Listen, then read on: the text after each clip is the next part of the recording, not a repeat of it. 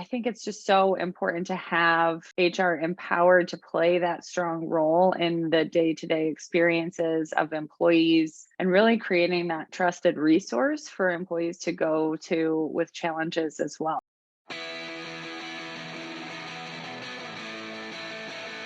Hi, it's John Bernatovich, your host of the HR Like a Boss podcast. Welcome to Season 3.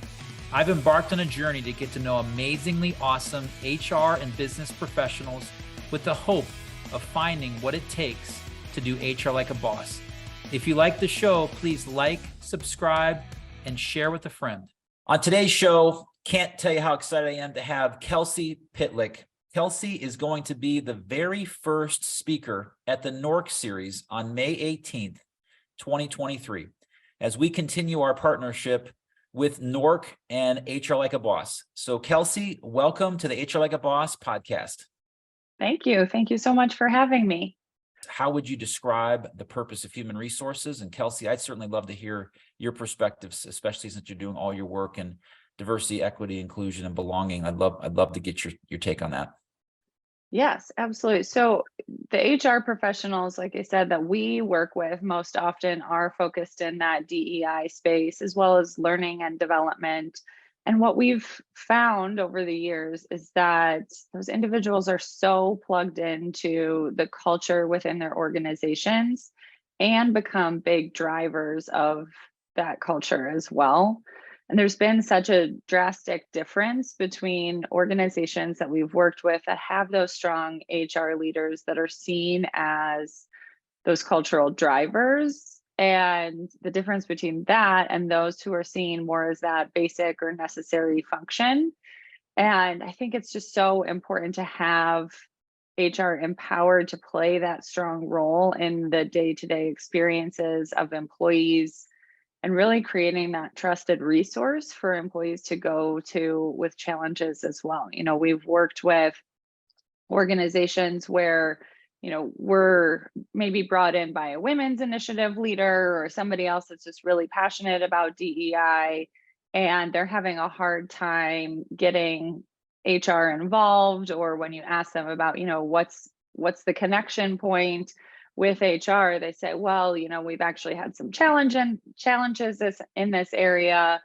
And I think that those are tough situations to go into because that trust has been eroded, and it feels like there isn't really that central place to go to with those DEI challenges along the way. So I think that having that really strong leadership in the HR space as well as the DEI space is so critical. May 18th, 7:45, you're going to be on the stage at NOHRC. You're going to be talking about equity in hybrid work. Can you tell me a little bit about the topic and how it came to be and what you're hoping people will get out of it?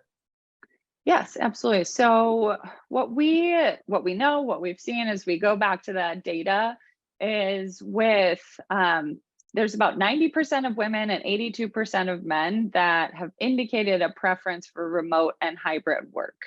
So there's been a big shift in terms of the appetite for that remote and hybrid work. I would say those numbers have increased since pre-pandemic numbers, but they were already pretty high before that, having that preference for remote and hybrid work.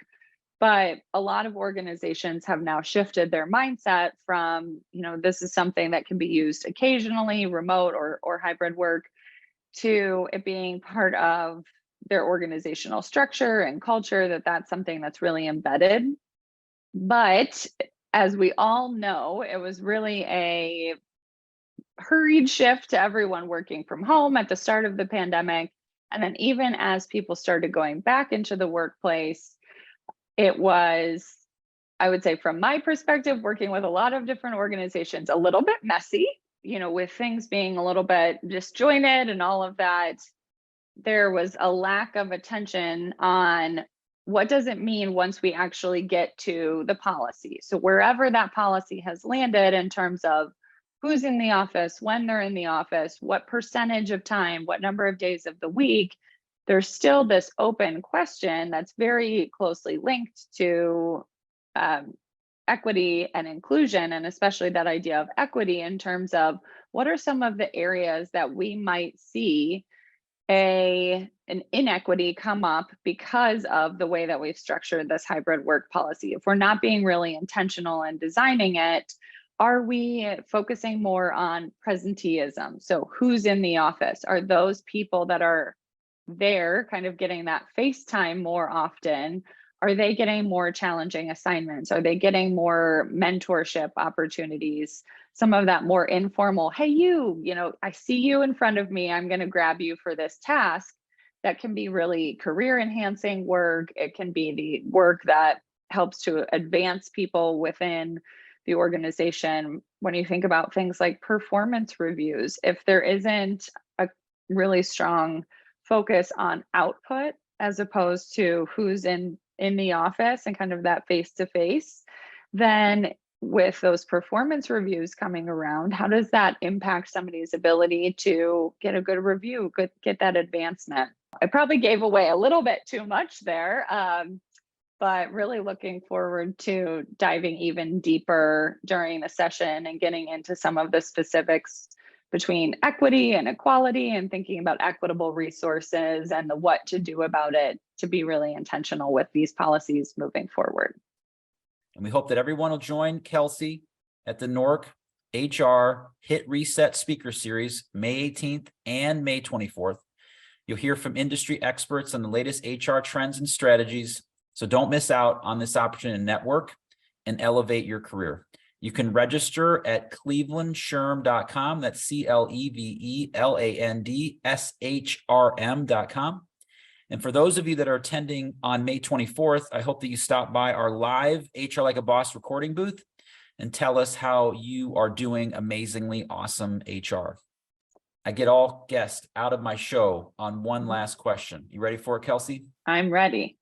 How would you describe someone that does HR like a boss? Someone that does HR like a boss, they're the person who knows what their organization and their people need, and they go after it, even when it is hard, even when it's uncomfortable and possibly even resisted. I know that diversity, equity, and inclusion programming often is resisted, if not by leadership in the organization. There are probably people who have been at your company for 10, 20, 30, 40 years. And if this is the first time that they are hearing about this, that they're being asked to make some of those small tweaks or even think differently, it can definitely be something that is uncomfortable, that it's resisted. That's something we talk a lot about and kind of work through some of that discomfort.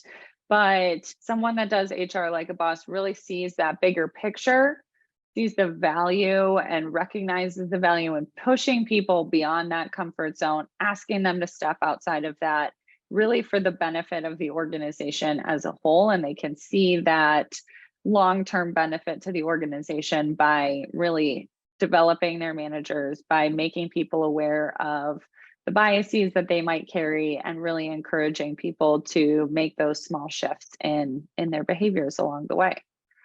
Kelsey, amazing job. Cannot wait to see you on May 18th, 745 Rockside Road, Independence, Holiday Inn at the NOHRC Series Hit Reset. Thank you so much for being on the show. I wish you the best of luck. Thank you so much for having me. I really appreciate it. Thank you for listening to the HR Like a Boss podcast. If it resonates with you, please leave a rating or review, or better yet, subscribe and share with a friend. Until next time, let's continue to aspire to do amazingly awesome HR.